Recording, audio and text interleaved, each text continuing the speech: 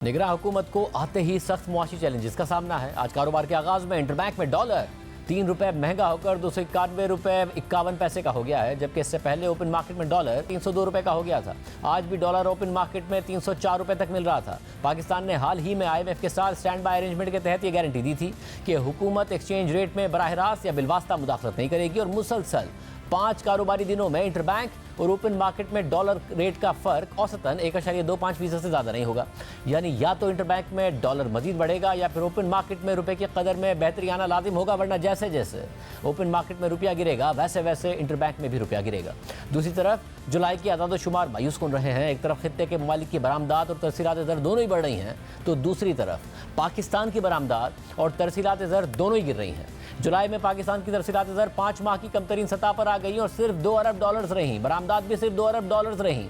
गुज़िश्ता हुकूमत ने बजट में बरामदात का टारगेट 30 अरब डॉलर्स और तरसीलात ज़र का टारगेट 33 अरब डॉलर्स रखा है, मगर माली साल के पहले महीने में ही इंतहाई मायूस कुन आदाद शुमार सामने आए हैं। दूसरी जानिब रुपया गिर रहा है। पहले बैनुल-अक़वामी मार्केट्स में तेल की कीमतों में इजाफे की वजह से पेट्रोल और डीजल की कीमतों में इजाफा आज रात मुतवक्के है, और अगर रुपया डॉलर के मुकाबले में इसी तरह गिरेगा तो कीमतें और बढ़ेंगी, महंगाई और बढ़ेगी। इस हवाले से बात करेंगे chairman forex association of Pakistan Malik Bostan sahab हमारे साथ मौजूद हैं। बोस्तान साहब बहुत शुक्रिया। बोस्तान साहब, रुपया मुसलसल गिर रहा है और ओपन मार्केट लीड कर रही है, ऐसा नहीं कि इंटरबैंक लीड कर रहा है, और इंटरबैंक की मार्केट तो अब ओपन मार्केट के करीब आ रही है। ये क्यों? ओपन मार्केट में क्या हो रहा है इस वक्त?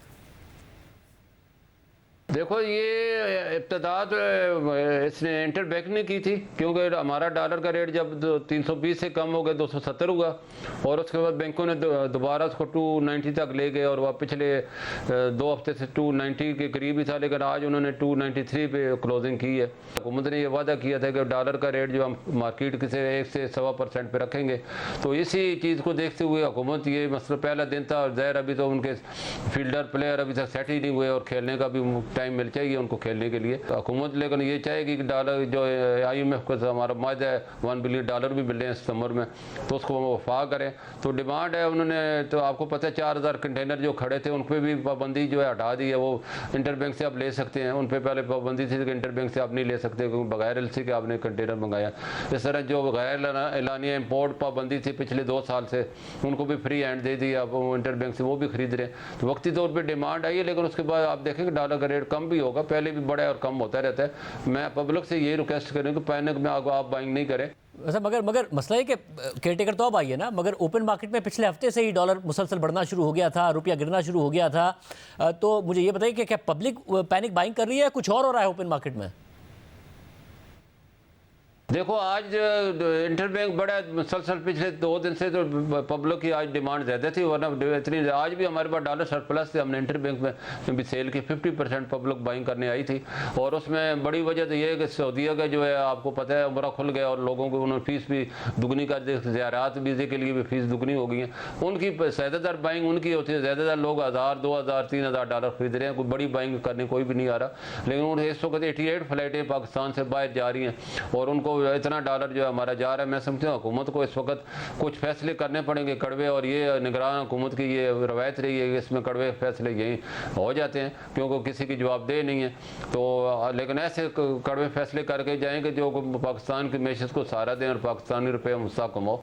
वैसे मगर IMF की शर्त है कि एक तो हुकूमत मुदाखलत कर नहीं सकती, और अगर हुकूमत मुदाखलत करे, ज़बरदस्ती भी करे, तो वैसे ग्रे मार्केट पैदा हो जाती है। तो उस सूरत में अगर 1.25% का फ़र्क रखना है, तो फिर तो अगर ओपन मार्केट में डॉलर ऊपर रहेगा तो इंटरबैंक में तो डॉलर और ऊपर ही जाएगा, नीचे कैसे जाएगा?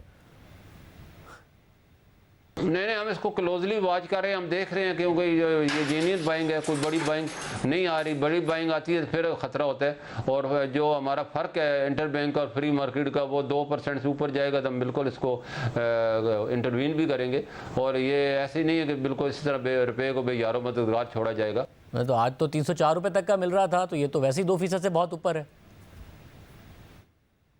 हाँ, नहीं 304 का बहुत कम है, आखिर में कोई हो, लेकिन हमने 299 में एक्सचेंज कंपनी को फराम किया है, और वो 301 तक बेच रहे थे। 304 वाली हमारे पास से न्यूज़ नहीं, वो एक देखा किसी ने किया हो, लेकिन हमारे पास कोई ऐसी कंप्लेन नहीं आई।